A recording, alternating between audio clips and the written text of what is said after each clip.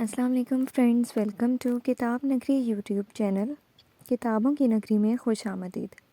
میں ہوں آپ کی ہوسٹ اقرا یاسین، اور آج میں آپ کے لیے لے کر آئی ہوں زہرا فاروق حسن کے قلم سے تحریر کردہ خوبصورت ناول درد دل کی تو دوا کی ایپیسوڈ نمبر 49۔ لیکن اس ایپیسوڈ سے پہلے جلدی سے چینل کو کیجیے سبسکرائب، ویڈیو کو کیجیے لائک اور کلک کر دیجیے بیل آئکن کو، تاکہ آپ کو ہر نئی قسط کے نوٹیفیکیشن فوراً موصول ہو سکے اور آپ جلدی سے اس ایپیسوڈ کو ریڈ کر سکیں۔ دیر کیے بنا چلتے ہیں ناول کی قسط کی جانب۔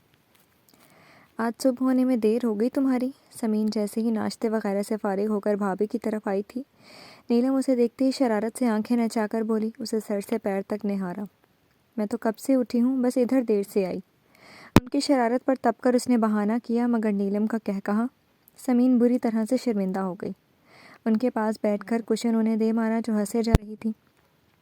شکر تھا اس وقت وہ وہاں اکیلی تھی، کوئی اور نہیں تھا۔ اس میں بیچارے ایلی کا کیا قصور جو اسے تنہا ڈرائنگ روم میں بھیج دیا؟ نیلم ہنستے ہنستے ہی بیچ میں شرارت سے بولی، بیچارہ سارا اسی کا قصور ہے۔ سمین نے منہ بنا کر انہیں دیکھا تو نیلم شرارت سے اس کے کان کے پاس جھکی۔ جب ایسی حسین بیوی مل جائے تو کم بخت اچھے اچھے شریف بے ایمان ہو جائیں۔ ان کی شوخیاں، سمین نے انہیں پرے دھکیلا تھا۔ آپ کو بڑا تجربہ ہے بے ایمانوں کا، گھورتے ہوئے انہیں چھیڑا بھی۔ ظاہر ہے تم سے زیادہ سال پہلے شادی شدہ ہوں، ان پر کیا اثر ہونا تھا؟ ویسے ہی اسے ترنگ میں جھوم کر بولی، اسی لیے ساری شرم گھول کر پی لی ہے۔ دانت پیس کر وہ نیلم کو گھور رہی تھی جن کا موڈ تبدیل ہی نہیں ہو رہا تھا۔ اچھا چھوڑو، اب تم سے کیا شرماؤں۔ عادت کے مطابق زور سے ہاتھ بھی مارا۔ کیوں، میں کوئی بے شرمی کا کورس ہوں؟ اپنا ہاتھ سہلاتے ہوئے وہ تپی، تم میری دیورانی جو ہو تو تم سے تو میرا حق بنتا ہے مذاق کرنے کا۔ پیار سے گال بھی نوچ ڈالے۔ بس رہنے دے مذاق، اور پلیز ہاتھ قابو میں رکھا کریں اپنے۔ وہ ان سے اپنا گال چھڑا کر دور ہٹی۔ بھابھی زور سے ہنسی تھی۔ ہنسنا بند کریں اور یہ بتائیں بڑی ماں کدھر ہے، نظر نہیں آ رہی؟ چاروں طرف دیکھ کر بڑی ماں کا پوچھا۔ اپنے روم میں ہے، تمہارا ہی پوچھ رہی تھی ناشتے کے وقت۔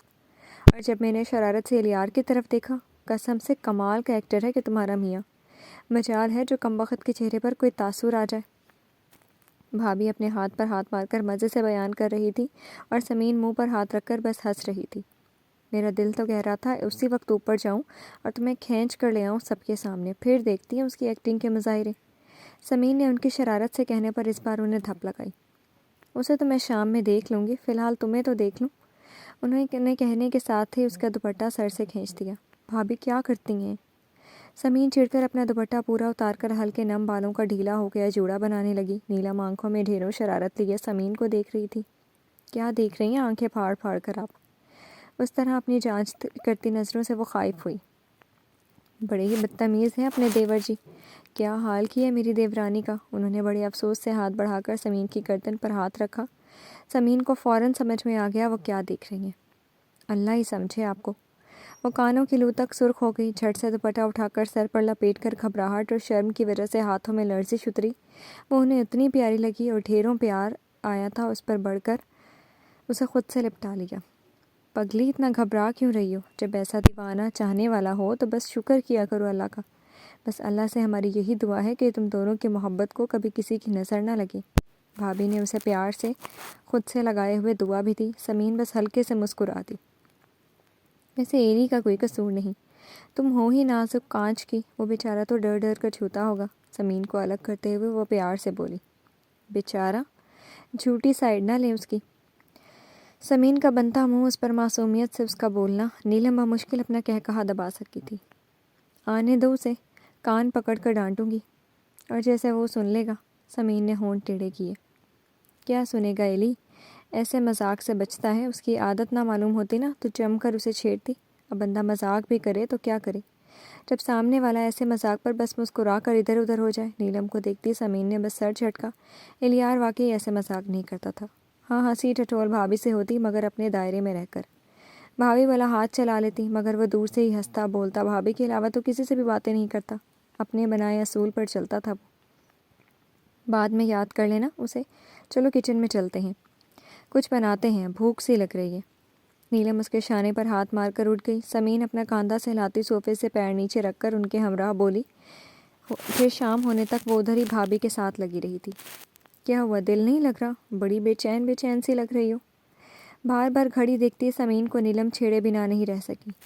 نہیں، بس ایسے ہی ایلی نے دیر نہیں کر دی آج؟ نہ چاہتے ہوئے بھی اس کے منہ سے نکلا تھا۔ نیلم بس ہنسی تھی۔ آ جائے گا، کہیں پھنسا ہوگا، ورنہ صاحب کا دل تو بس تمہارے پاس رہنے کا کرتا ہوگا۔ نیلم نے چھیڑا تو وہ بس مسکرائی تھی۔ نیلم، سمین کہاں ہو؟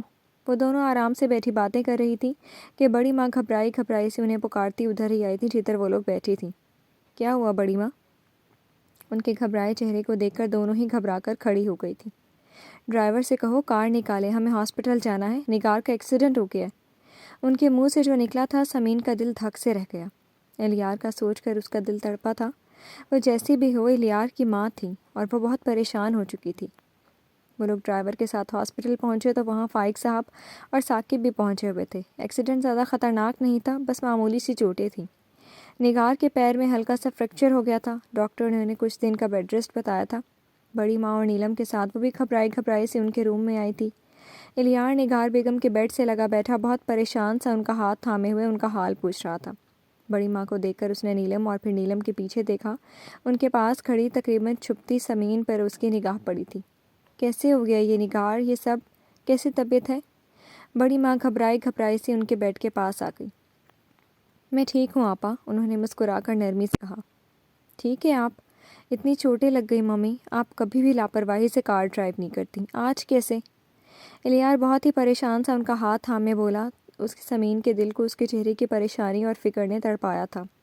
ایلی، آئی ایم فائن، بس ہو گیا ایکسیڈنٹ، مری تو نہیں ہوں؟ نگار ہاتھ بڑھا کر اس کا گال چھوتے ہوئے خوش دلی سے بولی۔ پلیز ممی ایسا مت بولیں، ممی آپ کو میری عمر لگ جائے۔ الیار ایک دم سے بے اختیار ہوا تھا، اپنی جگہ سے اٹھ کر ان کے سینے سے لگ گیا تھا۔ نگار کے لیے اس کی جذبات کی کیسی تھی سب جانتے تھے۔ اندر آ چکے فائق صاحب نے ایک گہری سانس بھری۔ ایلی، میں بالکل ٹھیک ہوں۔ نگار نے ڈرپ لگے ہاتھ سے اس کا شانہ تھپکا۔ ایلی، نگار ٹھیک ہے میرے بچے، ایسے کرو گے تو وہ پریشان ہو جائے گی۔ پاس کھڑی بڑی ماں نے بھی اس کا شانہ تھپکا۔ وہ اسی طرح سے ان سے لپٹا رہا۔ میں ٹھیک ہوں ایلی، تم ہو نا میرے پاس، میں بالکل ٹھیک ہوں، رہوں گی میرے بچے، بس تم مجھ پر اعتبار رکھنا۔ الیار کا شانہ تھپکتے ہوئے ان کی نگاہ فائق صاحب کی سرد نگاہوں سے ٹکرائی تھی۔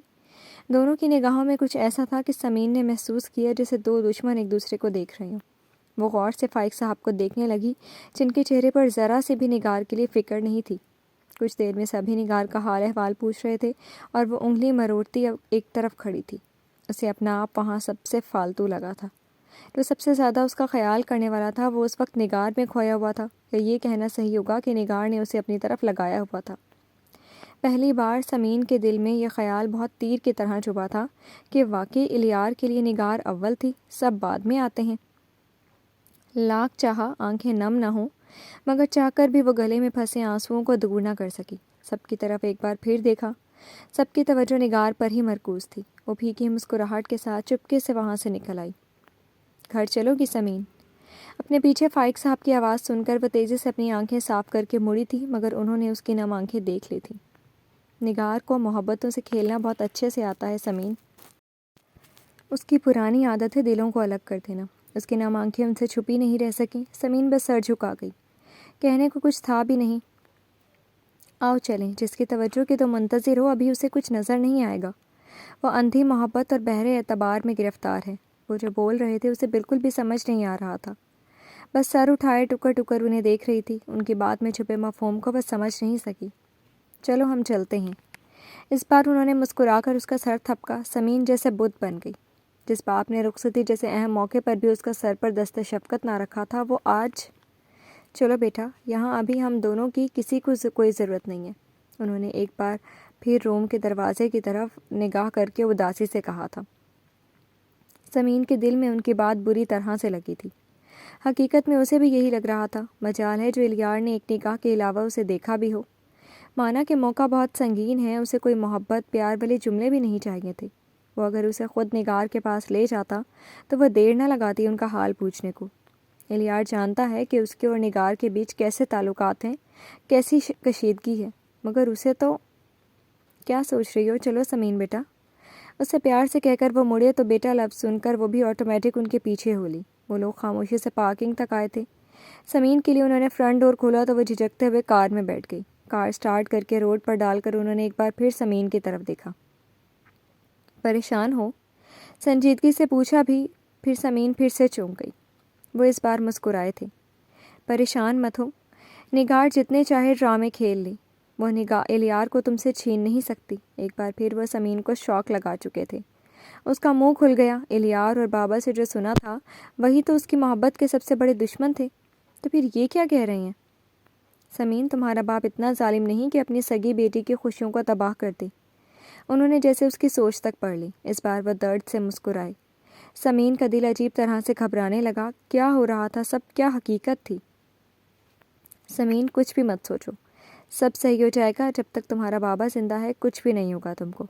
उन्होंने कसम से कहकर उसका गाल थपका। वो बस खामोशी से उनका चेहरा देख रही थी। दिल में हुक सी उठी थी। सब कुछ अजीब सा लगने लगा। फिर पूरा रास्ता वो उलझी उलझी सी रही थी और फाइक साहब भी बस कार ड्राइव करते हुए आइंदा का लाहे अमल तय कर रहे थे। अब उन्हें क्या करना है वह सोच चुके थे। एक बार फिर वो इलियार को आजमाना चाहते थे। अगर इस बार इलियार कामयाब हुआ तो ज़िंदगी भर समीन उसकी, वरना वो अपनी बेटी को इस आग में नहीं जलने देंगे जिसमें जलकर नोशी खाक हो गई। आराम करें आप मम्मी, अब कुछ दिन कोई काम नहीं और कोई भी टेंशन नहीं। आपका बेटा आपका सारा काम संभाल लेगा। निगार को आराम से बिस्तर पर बिठाते हुए वो खुश दिली से बोला था। मैं आराम से ही हूँ, तुम्हारे होते हुए मुझे किस चीज़ की टेंशन? निगार ने मुस्कुराकर खुद पर झुके इलियार का गाल थपका। यानी आपका मतलब है मैं टेंशन हूँ आपकी? इस बार वो मस्खरेपन से बोलकर उन्हें देखकर मुंह बना चुका था। शरीर। निगार ने हंसकर उसके गाल पर चपत लगाई। Love you mummy. एलियार ने उनकी पेशानी छूकर मोहब्बत से उनका हाथ थामा। लव यू टू माई सन, हमेशा खुश रहो। निगार ने भी फरते मोहब्बत से उसे गले लगा लिया। कैसी तबीयत है अब निगार? इस बार फाइक साहब अंदर आकर संजीदगी से उन दोनों को देखने लगे। इलियार उनसे अलग होकर बेड के पास कुर्सी खींचकर बैठ गया। फाइक साहब अब उसकी मम्मी का हाल पूछ रहे थे। वो इन्हें इतना बेहिस नहीं समझता था। पहली बार उसके दिल में उनके लिए बाल आया था। ठीक हूँ, जिंदा हूँ। निगार ने बड़ी खुशगवार मुस्कुराहट के साथ उनकी तरफ देखा। जिंदा रहना भी चाहिए। अभी तुमने देखा ही क्या है? वो जो बोले थे इलियार ने होंठ भींच लिए। देखा तो बहुत कुछ है फाइक साहब, शायद आप अभी बहुत कुछ देखने के तमन्नाई हैं। निगार भी कौन सा काम थी, पलटकर अच्छे से वार किया।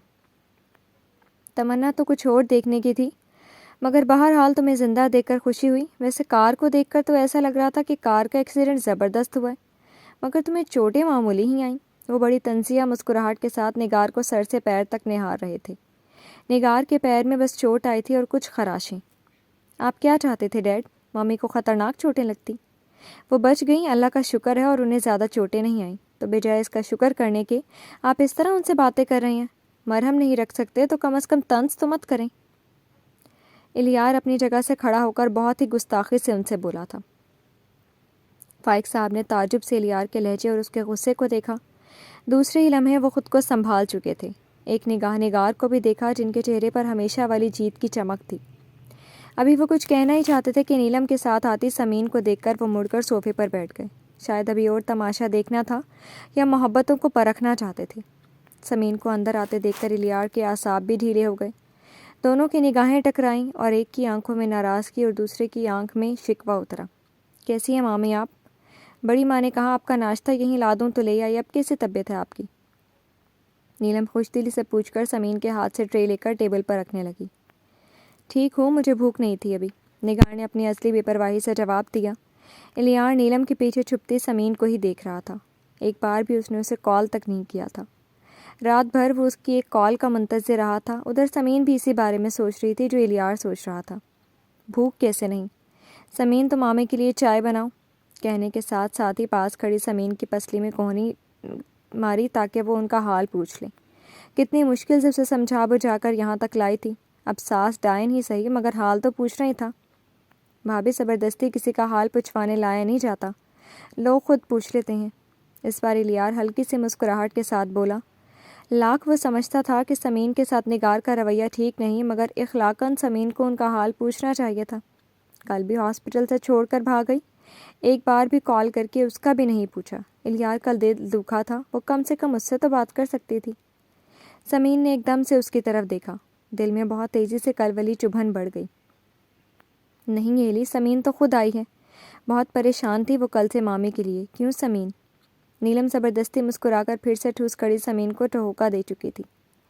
جی نہیں، میں بالکل پریشان نہیں تھی اور نہ ہی ان کا حال پوچھنے آئی ہوں، آپ مجھے زبردستی لے کر آئی ہیں۔ الیار کے طنز پر اس کا دل دکھا تھا، بنا سوچے سمجھے وہ بولا جو نہیں بولنا چاہیے تھا۔ نیلم نے بے ساختہ اپنی پیشانی پر ہاتھ مارا۔ اچھے سے جانتا ہوں، اسی لیے تو بھابھی سے کہہ رہا تھا، میری ممی کو تمہارے حال پوچھنے کی ضرورت بھی نہیں، تمہاری بے حسی دیکھ بھی لی میں نے۔ الیار بھی اسی کے انداز میں بول کر ٹرے سے سوپ لے کر نگار کے پاس بیٹھ گیا۔ فائق صاحب نے اپنی آنکھوں سے گلاسز ہٹا کر نگار کی طرف دیکھا، وہی پرانی چمک ان کے چہرے پر پھیل چکی تھی۔ لگتا ہے محبت کی آزمائش ضروری ہے، یہ سوچ کر وہ اپنی جگہ سے اٹھے تھے۔ بولنے کو تو بول دیا، مگر اب پچھتائے ہوئے سمین سر جھکا کر جانے کو مڑی تھی۔ اپنی اس طرح سے بولنے پر افسوس ہوا تھا، اور الیار کے طنز پر دل کے ٹکڑے کتنے جھوٹے ہوتے ہیں یہ بہلاوے کہ آپ کو چاہنے والا کبھی آپ کو ڈیگریڈ نہیں کرے گا۔ مگر اس نے سانس لے کر آنسوؤں کو بہنے سے روکا۔ سمین جا کر اپنا سامان تیار کرو، مبین تمہیں لینے آ رہا ہے، ابھی 1 گھنٹے میں تم اس گھر سے جا رہی ہو۔ اچانک سے فائق صاحب ایک فیصلہ کر کے کھڑے ہو گئے۔ ان کی آواز میں ایک طرح کا حکم تھا۔ الیار نے جھٹکے سے ان کی طرف دیکھا۔ سمین بھی اپنی جگہ کھڑی کی کھڑی رہ گئی۔ نیلم پریشان تھی اور نگار پرسکون ہو چکی تھی۔ کھڑی کیا ہو؟ میں نے کیا کہا؟ جاؤ اپنا سامان ریڈی کرو، یہاں تمہاری کسی کو ضرورت نہیں۔ آلریڈی سب یہاں ایک دوسرے کے لیے بہت سوٹیبل ہیں، یہاں ہمیشہ یہی ہوتا آیا، بس کردار بدل گئی۔ اس بار انہوں نے نگار کو دیکھ کر نہیں، الیار کو دیکھ کر یہ بات کی تھی۔ الیار پریشان ہو کر انہیں دیکھ رہا تھا۔ یہ کیسا فیصلہ لیا ہے انہوں نے؟ وہ بہت بے یقینی سے انہیں دیکھ رہا تھا۔ سمین کو بہت زور کا رونا آیا تھا، وہ تیزی سے وہاں سے نکل کر اپنے روم میں آئی تھی۔ روتے روتے وہ الماری کھول کر کھڑی ہو گئی، گالوں پر بہتے آنسوؤں کو صاف کرتے ہوئے وہ کپڑے نکال کر بیڈ پر رکھ رہی تھی۔ تو تم جا رہی ہو؟ کپڑے نکال کر ابھی بیگ میں رکھ ہی رہی تھی کہ الیار دروازے پر آ کر کھڑا ہو گیا۔ تو کیا کروں؟ تم کو میری ضرورت نہیں اور میں تو بے حوص ہوں نا، سو مجھے کیا پرواہ، اسی لیے اسی بے حسی سے جا رہی ہوں۔ تمہیں مبارک ہو تمہاری نیکیاں۔ اپنے آنسو رگڑ کر پہنچتی وہ اسے نظر انداز کر کے الماری کی طرف مڑ گئی۔ سمین تم نے میری بات تو کہہ دی، مگر تم نے اپنی بات نہیں دیکھی۔ کیا کہا تھا تم نے میری ممی سے؟ ایسی بات کی جاتی ہے میری ممی سے؟ الیار کو بھی غصہ آ رہا تھا۔ ایک تو پہلے سے ممی کی وجہ سے ٹینشن تھی، اس پر فائق صاحب کا فیصلہ، اس پر سے سمین کے طنز، وہ بھی تلخ ہو گیا۔ میری ممی ہمیشہ بس تمہیں وہی دکھائی دیتی ہیں۔ میں کون ہوں تمہاری الیار؟ میری بھی کوئی حیثیت ہے تمہاری نظروں میں؟ جب دیکھو مجھے ان کے سامنے 2 کوڑی کا کر کے رکھ دیتے ہو۔ سمین کو اس کی بات نے اور بھی سلگا دیا۔ ایک جھٹکے سے کپڑے پھینک کر وہ اس کے سامنے آ کر کھڑی ہو گئی۔ سمین وہ میری ماں ہے، اور تمہاری حیثیت کیا ہے میری نگاہوں میں؟ کیا اس سے تم بے خبر ہو جو بار بار مجھ سے بدگمان ہو جاتی ہو؟ اس سے پہلے بھی میں نے تم سے کچھ کہا ہے ممی کے لیے؟ کچھ اور مانگا ہے؟ بس ذرا سا ان کا خیال کر لو اور ان کی عزت، اور کچھ نہیں۔ تم بجائے طنز کے ان کا حال نہیں پوچھ سکتی تھی؟ الیار کو برا تو لگا، مگر اس نے تحمل سے اسے سمجھانا چاہا۔ ایلی اس بار صرف تم یک طرفہ سوچ رہے ہو۔ ذرا سوچو، جو عورت مجھے اتنی بار ذلیل کر چکی ہے، جو سیدھے منہ مجھ سے بات نہیں کرتی، میں کیسے ان سے ایک دم سے خوش دلی سے بول سکتی ہوں؟ پھر بھی میں ہاسپٹل گئی، مجھے جھجک ہو رہی تھی، اس کا مطلب یہ نہیں تھا کہ میں پریشان نہیں تھی۔ مگر تم نے میرا رویہ دیکھا، مگر ان کا نہیں۔ وہ کیسے طنز سے مجھے دیکھ رہی تھی، اور وہ مجھے جتا رہی تھی کہ تم صرف ان کے ہو، تمہیں صرف ان کا احساس ہے۔ کہتے کہتے اس کی آنکھیں بھی نم ہوئی تھیں۔ سمین اب ڈیڈ کی طرح تمہیں بھی وہی دکھائی دینے لگا جو اصل میں ہے ہی نہیں۔ آخر تم باپ بیٹی کو میری ممی سے کیا تکلیف ہے؟ اس بار اسے غصہ آیا تھا، اس کی آواز اونچی ہو گئی اور سمین شاکڈ۔ ایلی تمہیں احساس ہے؟ تم کیا کہہ رہے ہو؟ سمین کی آنکھوں میں بے انتہا دکھ چھلکا۔ اسے الیار پر ہمیشہ یہ مان تھا کہ وہ بہرحال سطحی سوچ نہیں رکھتا، اس کا شعور بیدار ہے۔ اچھی طرح سے جانتا ہوں میں کیا کہہ رہا ہوں، اور اب میں تم سے ایک شوہر کی حیثیت سے کہہ رہا ہوں، تم وہی کرو گی جو میں کہوں گا۔ تم کہیں نہیں جا رہی ہو، اور ابھی اور اسی وقت جا کر ممی کا حال بھی پوچھو گی۔ اس کی آنکھوں میں آنکھیں ڈال کر اس نے جبڑے کسے۔ اور نہ کروں تو کیا کر لو گے؟ سمین نے لب بھینچ کر دانت پر دانت جمائے پوچھا۔ دیکھ لیں کہ وہ کیا کہتا ہے۔ تو میں تمہیں جانے سے نہیں روکوں گا، مگر اس کے بعد میں تمہیں منانے نہیں آؤں گا، اب تم اپنی مرضی سے آؤ گی۔ الیار کی آواز سرد ہو گئی۔ ٹھیک ہے مت آنا، یہ تمہاری غلط فہمی ہے کہ میں اب واپس آؤں گی۔ مسٹر الیار زین علی، مجھے اپنی خودداری بہت عزیز ہے، میں بحیثیت محبوب تمہارے لیے جان بھی دے دوں گی، مگر بحیثیت شوہر تمہاری کوئی بات نہیں مانوں گی کہ تم مجھے میری نظروں میں گراؤ۔ سمین اس کی آنکھوں میں دیکھتے ہوئے ایک ایک لفظ چبا چبا کر بولتی جھٹکے سے مڑ کر اپنا بیگ گھسیٹ کر روم سے نکلنے ہی لگی تھی کہ خاموشی سے سب سنتے الیار نے جاتی سمین کا بازو جارحیت سے جکڑ لیا۔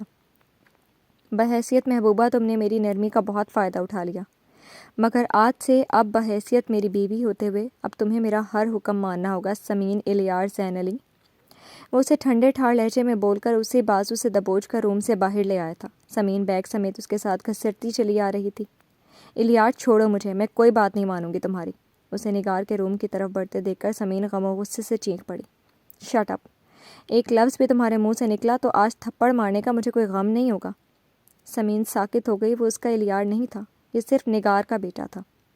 ویل ڈن، مجھے تم سے بھی یہی امید تھی۔ فائق صاحب کی طنزی آواز سن کر دونوں ایک ساتھ وہیں روم سے کچھ دوری پر کوریڈور میں ہی رک گئے تھے۔ الیار کی پیشانی پر بل پڑ گئے اور سمین کی آنکھیں بھر آئیں۔ وہ قدم قدم چلتے اس کی طرف آئے تھے اور انہوں نے الیار کی طرف دیکھتے ہوئے ایک ہی جھٹکے میں سمین کا بازو اس کی گرفت سے چھڑا کر اپنی سائڈ پر کھڑا کر دیا۔ آج تم نے دکھا دیا الیار، ہم مرد عشق کے دعووں میں کتنے نچلے ہوتے ہیں۔ عشق کرتے ہیں اور ایک ہی جھٹکے میں سارے عشق کو کنارے کر کے اپنے ہی عشق کو منہ چھپا کر رونے پر مجبور کر دیتے ہیں۔ ان کی آواز میں کتنے دکھ چھلکے تھے اسے الیار نے اچھے سے محسوس کیا تھا، مگر بس خاموشی سے انہیں دیکھ رہا تھا۔ مجھے تم پر بہت گمان تھا ایلی، اور اسی گمان نے مجھے سمین کو یہاں لانے پر مجبور کیا تھا، لیکن جب تک یہ گمان تھا سمین یہی تھی۔ مگر آج سارے گمان راکھ ہو گئے، ہم سب ہار گئے، میں، مبین، یہاں تک کہ تمہارا باپ زین بھی۔ وہ کیا کہہ رہے تھے سمین کو کچھ بھی سمجھ نہیں آ رہا تھا، بس ان کا دکھ بھرے چہرے نے رلا دیا۔ وہ روتے ہوئے خاموش کھڑے الیار کو شکایت سے دیکھ رہی تھی۔ میں نے کچھ غلط نہیں کیا ڈیڈ، نہ ہی مجھے اپنے عشق پر کوئی شک ہے۔ سمین کو جتنا چاہتا تھا اس سے زیادہ چاہتا ہوں، مگر میرے بھی کچھ اصول ہیں۔ رشتوں کو جتنی عزت دی جائے اتنی ہی محبتیں بڑھتی ہیں۔ یہ آپ کی تربیت ہے جو مجھے یہ سب کروا رہی ہے۔ آپ کیسے ہار گئے جب آپ نے مجھے سب کی عزت کرنی سکھائی؟ میری زندگی میں جو جگہ سمین کی ہے وہ ممی نہیں لے سکتی، اور جو جگہ ممی کی ہے وہ سمین نہیں لے سکتی۔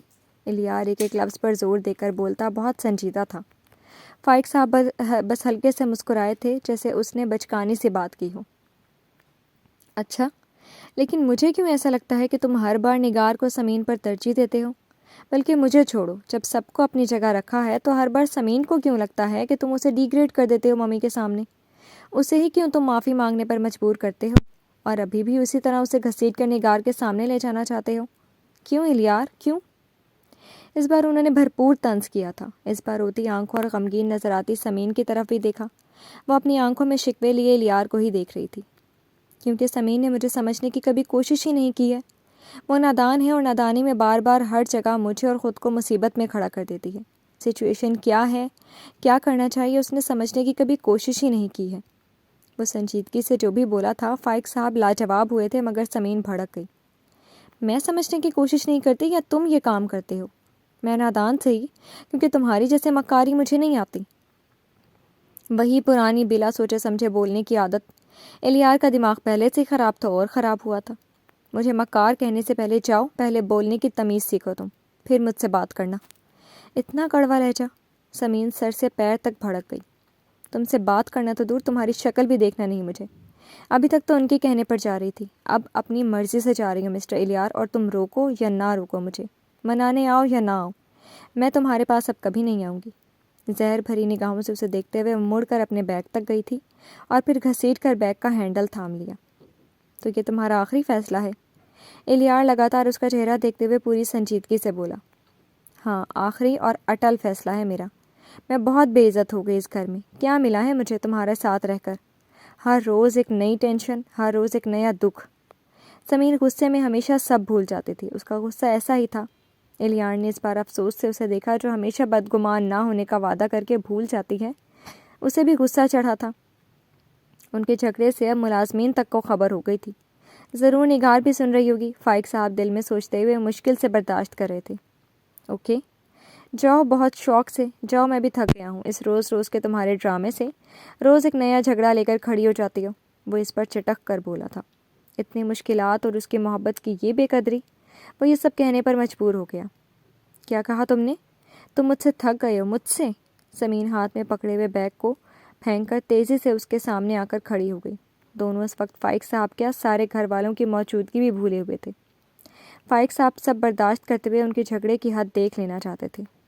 تم جو سمجھو۔ اس بار الیار نے نگاہ چرائی۔ اتنی جلدی تھک گئی؟ اتنی جلدی میری محبت ڈرامہ لگنے لگی؟ اتنی جلدی تمہاری محبت کے رنگ پھیکے پڑ گئے؟ اتنی جلدی؟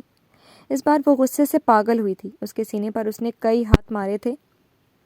الیار ہونٹ پھینچے اسے روتے ہوئے اور خود کو مارتے دیکھ رہا تھا۔ بس ایسی ہے تمہاری محبت الیار، یہی ہے تمہاری محبت؟ تھک کر خود ہی وہ دور ہو کر بری طرح سے روئی تھی۔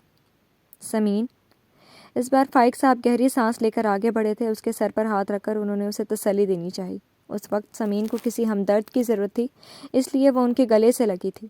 فائق صاحب جیسے منجمد ہو گئے۔